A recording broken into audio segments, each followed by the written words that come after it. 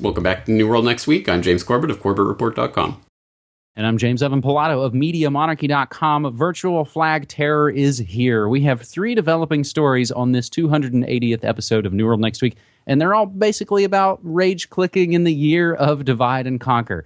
Story the first, via activist post, in what will likely be an historic leak, not only George Soros, but his Open Society foundations and a number of groups supported by Soros were hacked to the tune of 2,576 files, which have already been released by DC Leaks.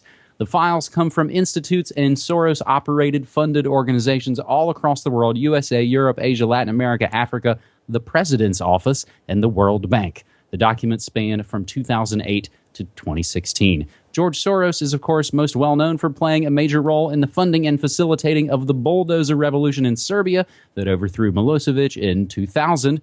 George's Rose Revolution of 2003, the 2006 push to move Turkey towards a more Islamist governing structure, and even the Occupy movement in the United States, among a great many others, none of which brought anything other than greater misery, impoverishment, and police state mechanisms to bear on the general public.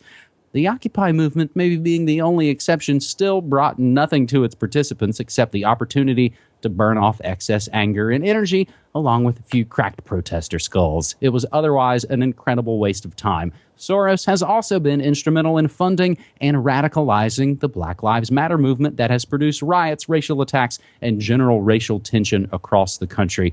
We can include some of the other articles from this leaked Soros memo. Refugee crisis is the new normal and gives new opportunities for global influence. James, as I noted, these are kind of developing stories.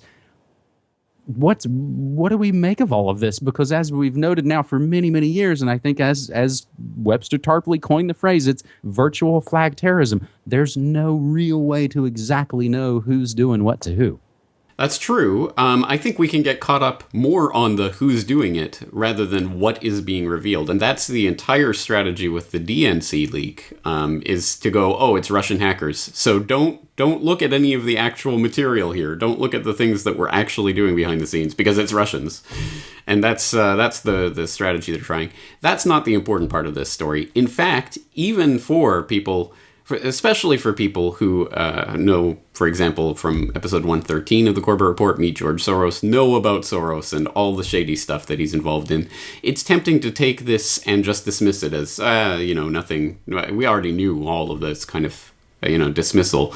I think it's more important than that. The point here is that it is 100% open and established that people like Soros and groups like the Open Society Foundation are pulling strings and are pushing levers and trying to get you to react with rage, trying to pit you against your neighbor, trying to make you hate, that person down the street, rather than looking at people like the Soroses of the world. The question is, how are you going to respond to that? Are you going to play into that? Are you going to get into the rage cycle of the damn refugees and Black Lives Matter protesters and those are the enemies? No, the enemies are the ones who are making this happen at the top. That is what we have to keep in mind. And the only way to win their rigged game is not to play it. Do not give in to the dissension and the strife, because they want you rioting on the streets. They want the rage.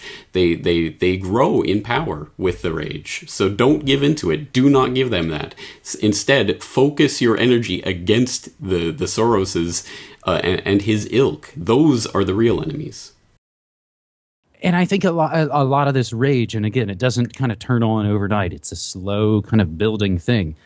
A lot of it has been built by, I think, the cognitive dissonance, that hurt in your stomach from trying to make sense of looking around at a world that does not really make sense anymore. The stories don't make sense, even from a logical, like beginning, middle, and end kind of story structure kind of way. And I think that's led to a lot of what we're seeing. So there's a comment, and again, everything we say and play will be included in the show notes down below. So please follow that and do more research and comment and share. And that's how, again, we kind of learn our way forward, like our buddy Richard Grove says.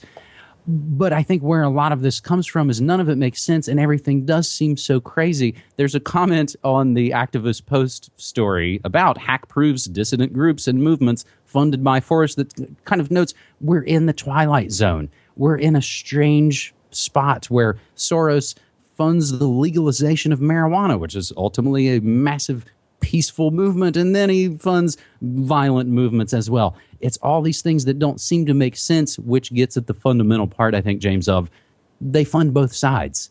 That's a pithy, small way to put it, but that's really what's going on. They fund both sides to kind of foment their order out of that chaos. So things are really kind of crazy here in the States right now. Cities quite literally on fire, and America's next top president can't stand up for falling down. So we'll include the link to your older episode as well, James, Meet George Soros, as we move to our second story this week on the hacks that never end. And we take a story from Business Insider. Shadow brokers claim NSA hack and share some high-tech hacking tools. Cybersecurity experts are searching for answers after an unidentified group claimed on Monday to have hacked into Equation Group, an elite cyber attack group associated with the NSA. The shadow brokers claimed in a post on Tumblr to have hacked Equation Group and say they're holding an auction to sell off the cyber weapons they were able to steal. Shadow brokers have provided samples of files free to access to prove their legitimacy. Now, Business Insider actually goes on to say, we didn't actually post any of this because it might put them in a damaging situation. So this is another ongoing, developing story where I don't really know who to trust in a lot of these situations. James, do you? There is no one to trust with a story like this because there are so many potential layers to this. I'll throw in a link to my appearance on Declare Your Independence with Ernest Hancock yesterday, where I was talking about this story and the various layers involved. But I think it's important to note that it's not that these hackers, whoever they may be, hacked into the NSA per se. It seems that they hacked into a malware staging server for the NSA. Of course, the NSA doesn't mount their malware attacks on others from their own servers. They have servers around the world that they use for those purposes. It looks like someone was hacking into this. Snowden, for whatever that's worth, is on Twitter saying that this is probably Russia, and it's probably them sending a warning to the US to say, we know whatever you were doing on this particular malware staging server, we know it because we were monitoring it. And he thinks that that's kind of a chess game about the DNC leaks and, you know, don't blame us because we have goods on you kind of thing. Again, take all of this for whatever it's worth. I mean, it's just layer upon layer of the onion, and who knows who this shadow banking or shadow broker group is, or what their real agenda is, or whether it's the NSA itself doing it to itself. I mean, I don't know. There's so many different possibilities here. But one of the good takes that I saw on this was from Dan Dix. Press for Truth had a good video about this. I'll throw that in the links as well. So don't trust anything that's coming out about this. As you say, this is virtual flag terrorism. So we don't have access to the server logs. We can't even begin to take a look at what's really going on under the hood here. So all we're getting is just the pieces that are being reported to us from on high. Take them for what they're worth. You mentioned Hancock, and I actually, as you were talking, I think of Hitchcock as we're looking at a lot of these things. So you're sort of saying the who and how they did it and all those things are possibly the red herring of all of it, and that ultimately the story is really about what is contained in the files, and the legitimacy of those has never really been put into question. We don't question any of the things that now we know. Soros funds all these organizations. Now we know all the stuff about Hillary, all the other groups.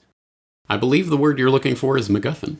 MacGuffin. I already just typed it out. It's a MacGuffin. So like the Spike Lee film Inside Man from several years ago, the MacGuffin in a way in that movie is it's all about this bank robbery, and it's a big, cool bank robbery movie. But when it ultimately turns out the whole movie is about, I think, Nazi credentials hidden away in banks, and that the information is the real thing, and that the jewels in the bank robbery are just the show to kind of keep everybody, including the police, including the people, and everybody distracted. Now, James, you knew that word MacGuffin. Have you done shows or talks about that? I haven't, but I am a Hitchcock fan.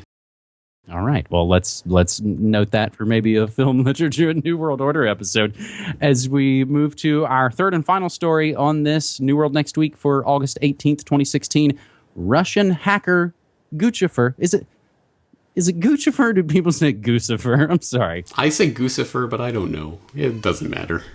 It's got two C's. The Italian in me says it's Guccifer. So I don't know. People will comment about how to correctly pronounce it. I do tend to mangle names sometimes.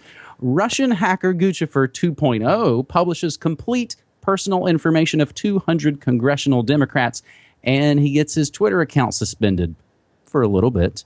The Twitter account of Guccifer 2.0, the hacker who claimed responsibility for leaking a trove of Democratic National Committee documents, was suspended less than 24 hours after dumping fresh DNC data. Last Friday, the hacker wrote a blog post taking credit for a fresh leak from the Democratic Congressional Campaign Committee. That's the DCCC link, so you need kind of a spreadsheet to follow along.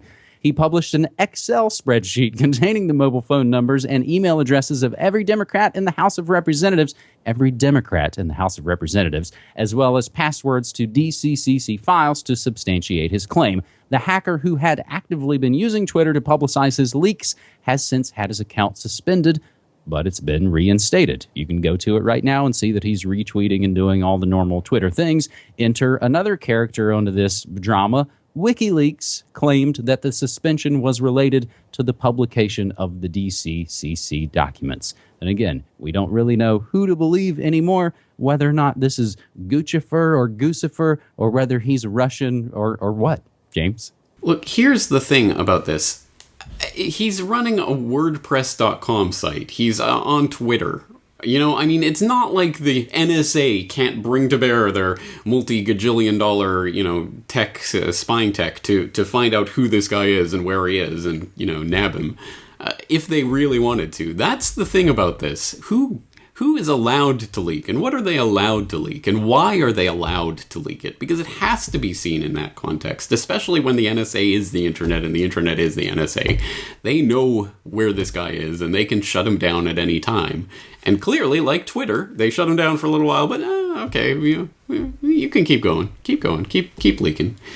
I mean, either, it doesn't even necessarily mean that whoever this Guccifer is, maybe it could be a real person who really believes that they're really leaking, but if you're being allowed to leak this stuff, that puts it in a different game, because clearly there's someone upstairs who's not unhappy with what you're doing, and we have to think about why that is, and what is the end purpose of all of this, and does it just serve to fan the flames of the Summer of Rage? It definitely does that, and that's I think a thing to remember sort of too. In the gaming world and all those certain areas, you hear those stories about swatting, about sending SWAT team to someone's house on false pretenses. The people who do that are busted immediately. Anytime people try and do any sort of tech crime, you see nothing but those stories in all your local news. But somehow, some way, the most wanted people in the world, terrorists and hackers, are able to just willy-nilly do what they want on tools that we know, again, they created and they put backdoors in. So that's the thing to think about. Again, before we go freak out and yell and scream about who's on what side, I kind of think a good one to always go back to is the capitalist conspiracy, the old G. Edward Griffin film strip that kind of gets into the strategy of tension. And it is Wall Street essentially funding both sides, whether those are the Bolsheviks or the Allies or Black Lives Matter or alt-right whatevers. James, there is a little bit of good news, I suppose. The latest episode of Good News Next Week, I had taken a couple of weeks off because we had been out of town, and honestly, not a hell of a lot of good news to go over. So this latest episode of Good News Next Week is kind of a double-sized and has probably twice the amount of stories we would typically cover. It's called Little Free Pantries on Your Sidewalk Give Shelf-Stable Help. It's sort of about the growing movement of little free libraries or community fridges in places.